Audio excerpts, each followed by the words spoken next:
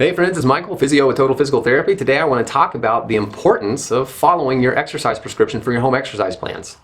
Now in the clinic we get one of three basic client types when it comes to following the structure of a home exercise plan. Well, why would you even want to follow the structure of a home exercise plan? Well, it's all based around the fact that your therapists are using a little bit of art. They're trying to identify what activity or activities you would be most inclined to enjoy and follow, thus reap some benefits from it. And then there's a whole lot of science, and this comes into the fact that they need to know what kind of frequency, duration, intensity, volume, progression, all of those fun little variables that we play with. They need great feedback from you, which partially involves you following the design. So let's talk about the three main clients that we see in the clinic. Client number one is the underachiever, the underperformer. We've set the minimum therapeutic amount. This means it's the minimum amount of activity that we would anticipate a meaningful change to your signs and symptoms. And this individual is going to do significantly less than what is prescribed. Now, just like a medication that you might be taking, I think that most of you would want to know what's on that bottle and you'd want to follow that according to the instructions on the bottle. But if you didn't follow that, you may not have an effect, and if you did have an effect, it would be questionable as to whether or not that actual drug created that effect. Likewise, if you underperform the specified amount of exercise, then it's unlikely that the exercise actually created the effect, and it could be a lot of other variables that produced it. Now, these are challenging clients because we don't have a very good gauge or judge when your symptoms either get better or get worse. We don't have a really good judge of knowing whether or not what we're doing is effective.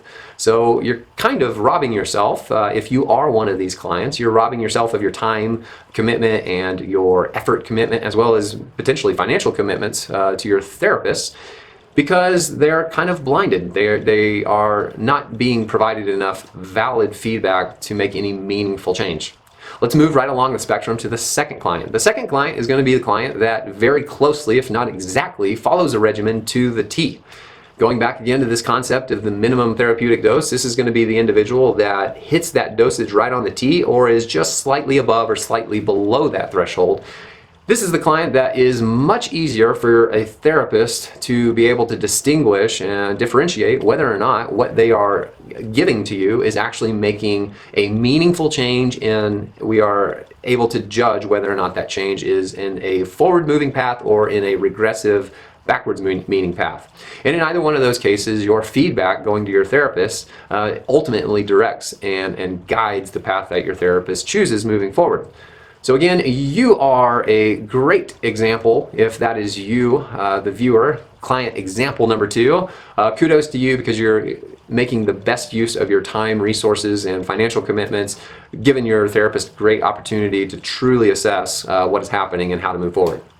Client number three. This is going to be the individual that's been given and asked to do this much, and they're going to do this much, and they're going to do exponentially more.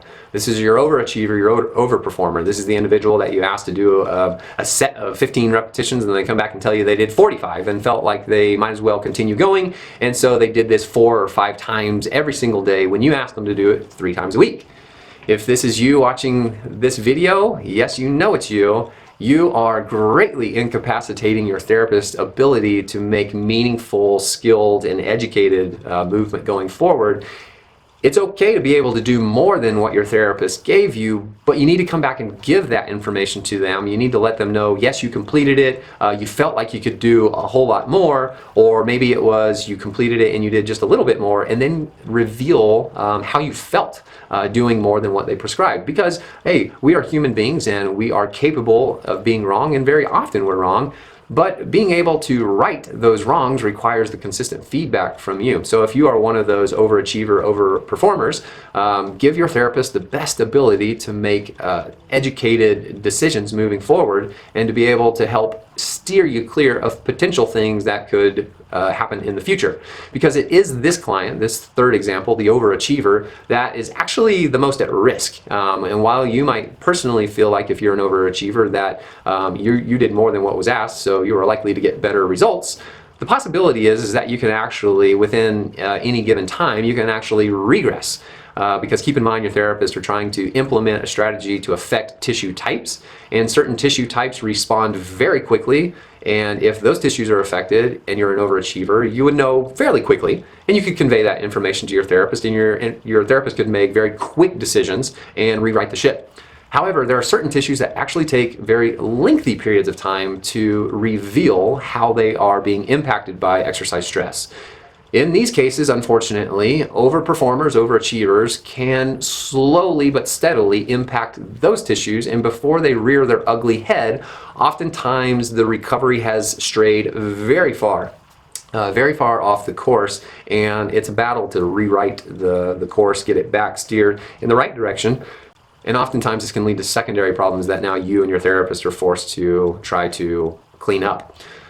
So, 3 clients out there when it comes to following exercise prescription. You out there watching know you probably closely fit one of those 3 models. Which model are you going to be? Which model do you think you are? Comment down below. Let us know which model you think you are and how that has impacted any type of your rehabilitation needs or just your general exercise needs. If you haven't considered already, subscribe to our channel so you guys can be the first in the know for new content. Comments down below help guide us on what information you want answered. It also helps us answer any further questions that you have on this video. Smash the like button if you haven't already. As always, everybody, have a beautiful day, and we'll talk to you soon.